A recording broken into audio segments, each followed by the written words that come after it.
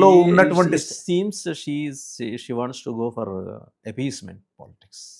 అంటే అది కూడా కాదండి. ఎందుకంటారంటే ఆమె ఒక కన్ఫైన్మెంట్లో పరిపాలన కొనసాగించాలని అనుకుంటుంది. ఒక సెటప్ పీపుల్ మైండ్ సెట్కు లోబడి పరిపాలన కొనసాగించాలని అనుకుంటుంది. సరే, ఇప్పుడు ఏ దేశంలో అయినా కానీ inclusive nationalism and exclusive nationalism అనేది రెండు ప్యాటర్న్స్ ఉంటాయి. అంటే పొలిటికల్ పార్టీలు ఎక్స్క్లూజివ్ నేషనలిజంకు అలవాటు పడ్డాయి, ప్రజలు ఇన్క్లూజివ్ నేషనలిజానికి అలవాటు పడ్డారు. భారతదేశంలో ఉన్నటువంటి ముస్లింలు ఎవరు కాన్స్టిట్యూషనల్కి వ్యతిరేకంగా వ్యవహరించాలని అనుకోరు, ఇన్ఈక్వాలిటీకి వ్యతిరేకంగా వ్యవహరించాలని అనుకోరు.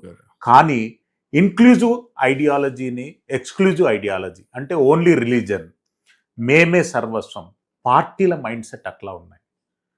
మమతా బెనర్జీ గారిని తృణమూల్ కాంగ్రెస్ పార్టీని ఓన్లీ బంగ్లాదేశ్కి నుంచి ఇక్కడ వలసదారులు వచ్చినటువంటి వాళ్ళ సంక్షేమం గురించి పనిచేయమని చెప్పలేదు.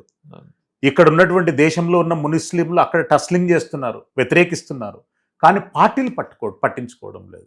పార్టీలేమో ఎక్స్ట్రాడినరీకి వెళ్తున్నాయి, వీళ్ళు అక్కడ ఉన్నటువంటి ప్రజలేమో ఇంక్లూజివ్కి వెళ్తున్నారు. అట్లా కాంట్రడిక్షన్స్ ఏర్పడుతున్నాయి. ఆమె ఆలోచన విధానం అనేటటువంటిది ఆమెను 2 సార్లు గెలిపించాయి. 3వసారి గెలవనీయమని చెప్పి భారతీయ జనతా పార్టీ అనుకుంటుంది.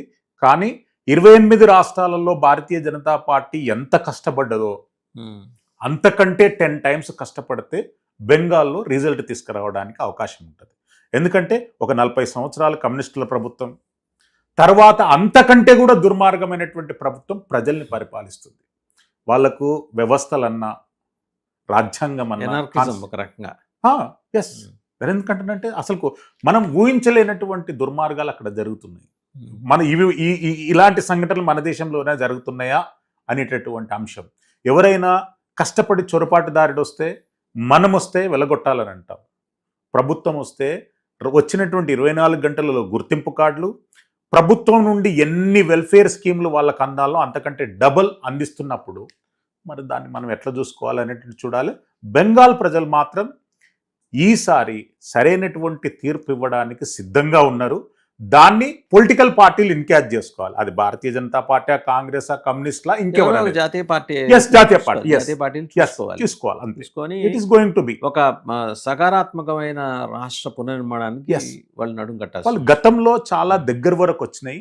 ఈ చొరబాటుదారుల దొంగ ఓట్ల కారణంగానే గత ఎన్నికలలో study indicates that 1,07,00,000 bogus voters are still there in more than అండి. ఇప్పుడు మనకు around మనకు బీహార్లో టోటల్ పాపులేషన్ 13 కోట్లు అండి. 13 కోట్లలో ఓటు హక్కు ఉన్నటువంటి వాళ్ళు 7,80,00,000 మంది. అందులో 68 లక్షలు బోకస్ ఓట్లుగా గుర్తించారు. ఎస్ఐఆర్ అంటే మన స్పెషల్ ఇనిషియేటివ్ రివిజన్ అనేటటువంటి ఫార్మెట్ తోని సుమారు 68 లక్షల బోకస్ ఓట్లను డిలీట్ చేస్తే ఇప్పుడు వచ్చినటువంటి రిజల్ట్కు ఆ బోకస్ ఓట్లు ఓన్లీ 5% పాత్ర పోషించినాయి అనుకుందాం. అట్లీస్ట్ 5% డెమోక్రటిక్ వ్యాల్యూని మనం ప్రొటెక్ట్ చేసిన వాళ్ళం అవుతాం కదా. ఆ సిద్ధాంతాలతో ఇప్పుడు అన్ని రాష్ట్రాలలో వెళ్ళాలనుకుంటున్నారు. ఎస్ఐఆర్ను 12 స్టేట్స్లలో ఇంప్లిమెంట్ చేయాలనుకుంటున్నారు ఫస్ట్ ప్రాజెక్ట్ కింద. అది ఎస్ఐఆర్ అనేటటువంటిది ఈ ఎలక్షన్ కమిషన్ కానీ, లేదంటే నరేంద్ర మోడీ గారి ప్రభుత్వం కానీ, లేదంటే అమిత్ షా గారి ఇనిషియేటివ్స్తో ఏర్పడినటువంటిది కాదు. భారత రాజ్యాంగంలో ఉన్నటువంటి ఒక వెసులుబాటు అది. ఆర్టికల్ 324లో కంట్రోలింగ్ ఆఫ్ ఎలక్షన్ మెకానిజం మీద చాలా సుదీర్ఘమైనటువంటి సుప్రీంకోర్టు జడ్జిమెంట్స్ ఉన్నాయి. దాంట్లో ల్యాండ్ మార్క్ జడ్జిమెంట్స్ ఉన్నాయి. ఆర్టికల్ 324 ప్రకారంగానే ఎస్ఐఆర్ని ఇంప్లిమెంట్ చేయాలి అనేటటువంటి ఆలోచనకు వచ్చారు. ఎస్ఐఆర్ కంటే ముందు కూడా ఎలక్షన్ కమిషన్లో ఉన్నటువంటి చాలా ప్రొవిజన్స్ ఉన్నాయి. ఎస్ఎస్ఆర్ అనేవాళ్ళు, మరి ఎందుకంటే summary of the voters revision ఇంతకుముందు ఉన్నాయి. అవి వాటిని ఇంకా కొద్దిగా ఎఫెక్ట్గా చేశారు. ఇది representation of the people act section 21, 22, 23, 24 fake ఓటర్స్ను, బోగస్ ఓటర్స్ను, డబుల్ ఓటర్స్ను, చనిపోయినటువంటి ఓటర్ లిస్ట్లో ఇంకా వాళ్ళ పేర్లు కొనసాగుతున్నటువంటి వాటిని రిఫిల్టరింగ్ చేయడానికి ఆ సెక్షన్స్ ఉన్నాయి. వాటిని కేంద్ర ప్రభుత్వం కొద్ది ఎఫెక్టివ్గా ఇంప్లిమెంట్ చేస్తుంది.